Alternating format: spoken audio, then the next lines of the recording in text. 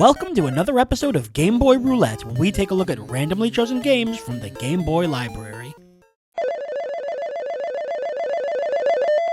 Chase HQ. Well, good. Now I can get some banking done. It's been a while, but Game Boy Roulette is once again diving into the world of arcade ports, and it's one of those arcade games that ended up going everywhere, from the Amstrad CPC to the Sega Saturn. In September of 1988, arcade giants Taito released a spiritual sequel to their popular Full Throttle game known as Chase HQ.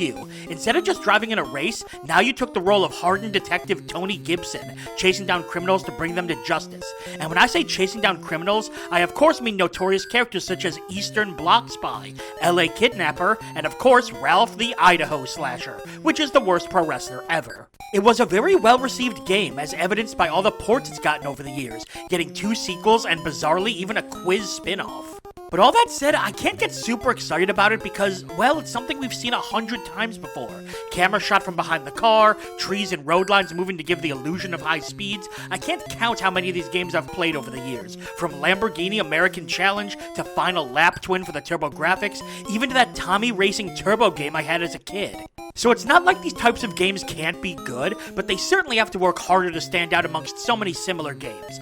But with Taito itself developing the port, the game is in good hands. Plus, I mean, come on, Ralph the Idaho Slasher is in the game, and anything he touches turns to gold. I'll tell you what's gold, this amazing box art. It gives such a great sense of the chaos unfolding as you catch up with the villain, with the first-person perspective making you feel right in the middle of the action. Also, man, I'm looking handsome today. I'm ready to hit the road with this one, so let's chase up Chase HQ.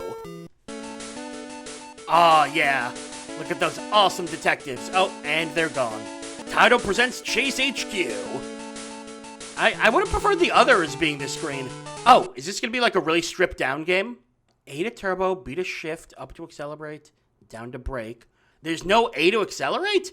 Huh. Let's just do play control 1. This is Nancy at Chase HQ. We have an emergency here. Ralph the car thief. Oh man, he's been downgraded. Time to pick up a small German sports car. Over. Alright, let's see how this arcade conversion goes. Forward. Well, it looks just like all those other games we've played. Controls are pretty decent. Ooh, but I have a feeling holding my thumb up is gonna cause a cramp very quickly. Why am I... Oh, B. Okay, there we go. Now it's high. Nice, scenic, long stretches of nothing. Ooh, into a tunnel with, of course, the moving squares. Okay, there's a decent sense of speed. About as good as you can expect from the Game Boy, but again, nothing we haven't seen before. Oh, God. Okay, at high speeds, very hard to avoid people. I just noticed there's a timer. I mean, which I guess makes sense for an arcade game. Okay, let it be known, it said move left, I hit left, and it moved me right. It's not that it's playing awful, it's that I'm only a couple minutes into playing, and I am so bored. Also, there it goes, my thumb is cramping. Like, look at this. This is a long stretch where I've just had to hold up. 13, 14, there we go. Alright, that was a good 14 seconds of doing nothing but holding up. I couldn't help but notice that bar in the top right that says distance hasn't moved at all. Are we that far away from them? Your racing game has to have something, and so far, man, this one is dull. We have 6 seconds left to find this guy. I'd like something to happen, please. Here's mission for a start. Okay.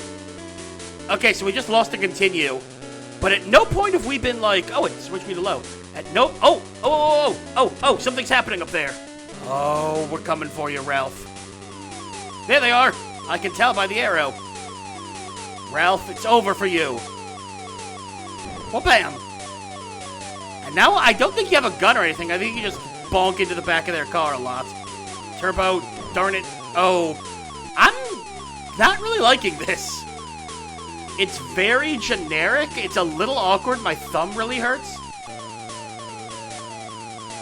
That's a nice, pleasant sound. Bam. Okay, got him. Maybe. We seem to still be moving. There we go. Ralph, pull over. Oh! I sure hope that's him. Well done, you have rid the streets of more vermin. Carlos, the jewel thief, has been sighted on the highway. Aw, damn it, Carlos, not again. Model German sports car. It looks just like all the other ones. Oh, it looks almost the same. Hang on. Oused. Oh, that's a giant P. How many stages are there? There's only 5 stages. And it looks like the only change that's made is how many cars or obstacles are on the road. That's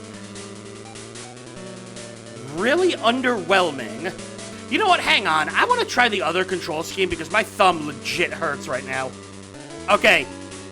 Instantly better. It's not like this is awful. You know, there's a decent sense of speed for the Game Boy. The controls mostly work. The problem is, it's just so one note and boring. It's 5 stages and that's it.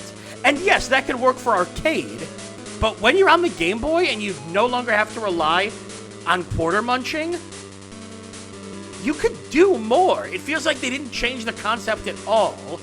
And while that's not necessarily a bad thing, the game is still playable. It means nothing about this is standing out to me at all. And I do feel like that's the case with a lot of these games. This genre, this exact genre of 45-degree angle behind the car, the moving stripes for speed, the trees, this kind of racing game, dime a dozen. Hey, it actually listened to me and went left this time. Yeah, there's nothing outright awful about this game, but there's also nothing that's going to make it stand out in my mind. I am going to forget about this game probably by the time I finish this sentence. You just drive, knock into a car, drive, knock into a car, and that's it. Like I said, games like this needed something to stand out, and this game just doesn't have anything. Actually, does piercing sirens count? Because this game certainly has those in spades. You know, I think actually opening a Chase bank account is more interesting than this. Okay, that's being a little unfair. This game really isn't that bad. I have played far, far worse. It just has one big problem that does bring the whole thing down. Realistically, there wasn't anything the game did that was deal-breaking, or even that wrong. The controls were a touch wonky, but I got used to them very quickly. Plus, it was a nice feature to be able to choose one of 2 control schemes. The graphics were good for the system, there was a solid sense of speed, and the gameplay itself was perfectly fine. You raced for a while, then you caught up with the villain and brought them to justice. Overall, nothing too wrong with it. But where we run into the issue is that while there was nothing wrong with it, there was also nothing that elevated it either, which unfortunately tipped it into the realm of boring and forgettable. There were long stretches where you just moved forward with no obstacles, and even when there were things to dodge, there just wasn't that much of a punishment for failing. Even when you caught up to the villain, it was just a matter of running into them a few times, and with only 5 levels and very little variation, it left the game feeling not just boring, but very insubstantial. This is a common problem with arcade ports on the Game Boy. They just bring the game straight to the system without making any changes to account for it being a dedicated system instead of an arcade game meant to eat quarters from children. Again, this is not a bad game. In fact, if you like this kind of racing game, I'm sure you can get a lot of fun out of Chase HQ. The problem is that there's really nothing else to it. It's not bad, but it's so generic I just don't think I can give it a full recommendation. And worst of all, what is poor Ralph supposed to do now that he can't even slash anymore? And that's all for another episode of Game Boy Roulette. Make sure to like the video, comment, and subscribe to follow the series as we continue to dig through the Game Boy vault. I'm Brian J, and I'll see you next time.